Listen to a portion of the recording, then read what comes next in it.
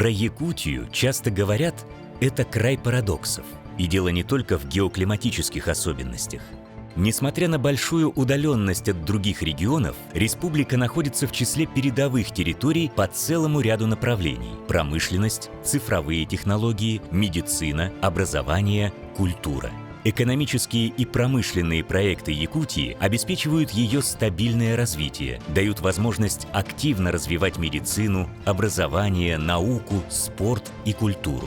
Экономика Якутии с 2018 года растет опережающими темпами. Якутия – лидер Дальневосточного федерального округа по объему валового регионального продукта. В 2022 году в республике зафиксированы исторические максимумы добычи угля, нефти, газа и золота. Индекс промышленного производства в 2022 году составил более 110,1%, один из лучших в России. Республика Саха-Якутия продолжает занимать лидирующие позиции по рождаемости на Дальнем Востоке и в стране. В этом году исполнилась вековая мечта народа. В Якутии родился миллионный житель. И потому создание запаса прочности, надежного задела для улучшения условий жизни якутян – это задача, решение которой получило новое дыхание. Особое внимание в Якутии уделяется программам поддержки семей с детьми. Республика уже многие годы в числе лидеров Дальнего Востока по уровню рождаемости. В Якутии учрежден грант главы в размере 10 миллионов рублей лучшему муниципальному району в сфере демографической и семейной политики. Почти 30 тысяч семей в республике многодетные. С 2018 года объем средств на поддержку семей с детьми увеличился в 4 раза. За последние 5 лет построены 48 школ и 72 детских сада.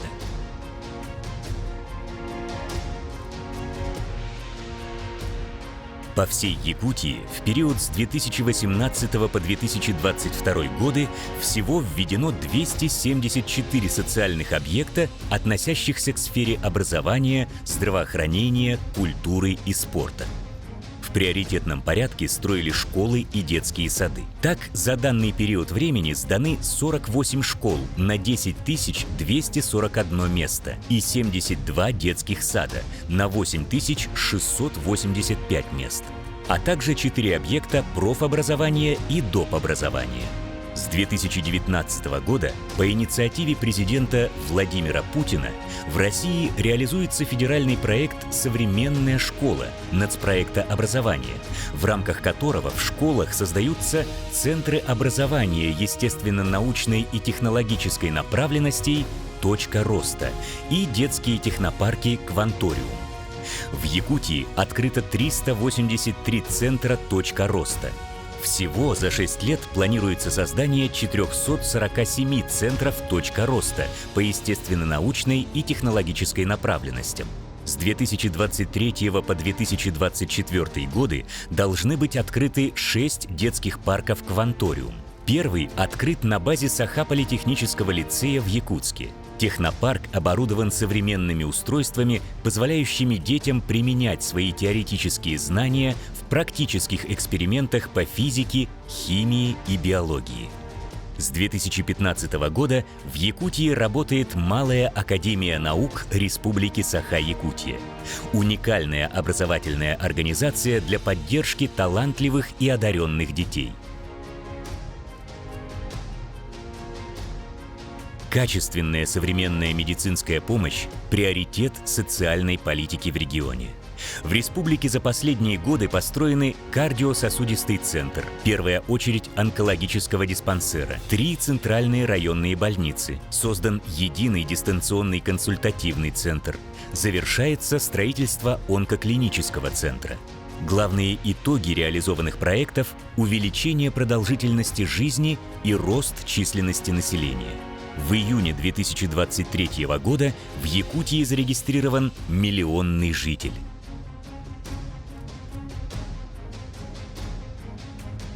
Якутия реализует самую масштабную в стране программу по переселению граждан из аварийного жилья. До 2025 года в регионе планируется расселить более 1 миллиона квадратных метров. С 2018 по 2022 годы в строй введено почти 3 миллиона квадратных метров жилья.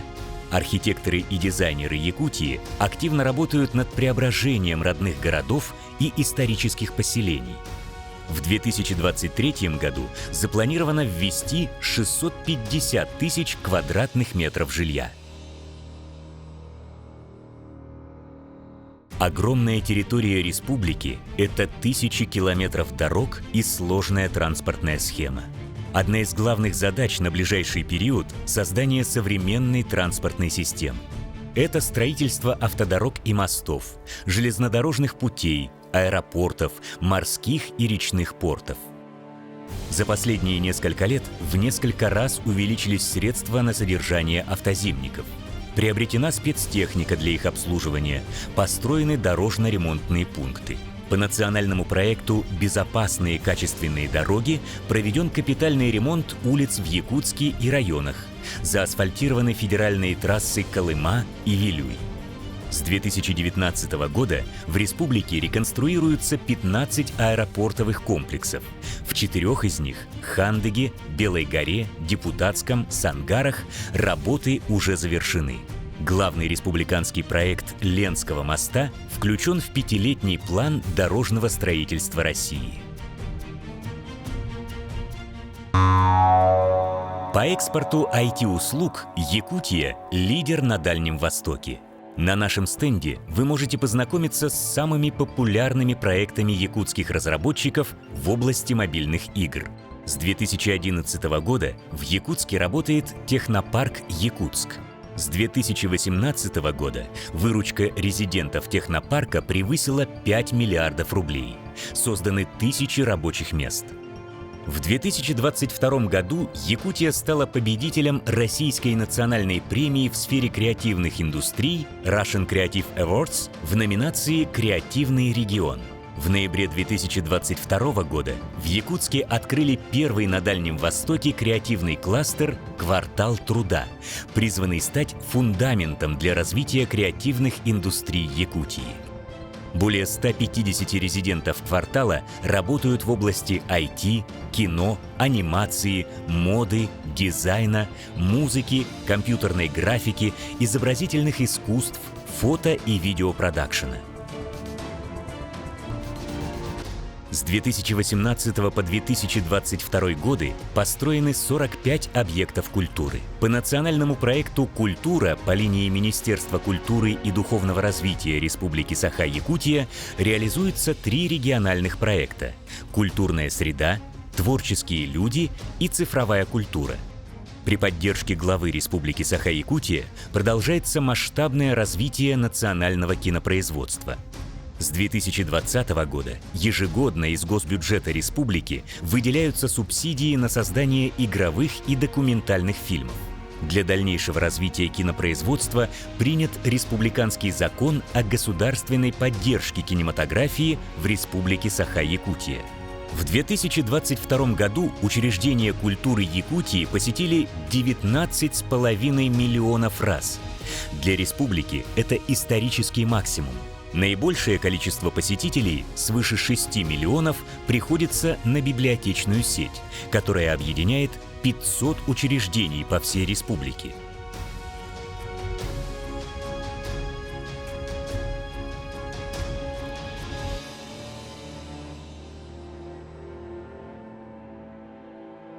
По данным Росстата, в 2022 году общий турпоток в Якутии превысил 237 тысяч человек. Это рекордная цифра для туриндустрии региона.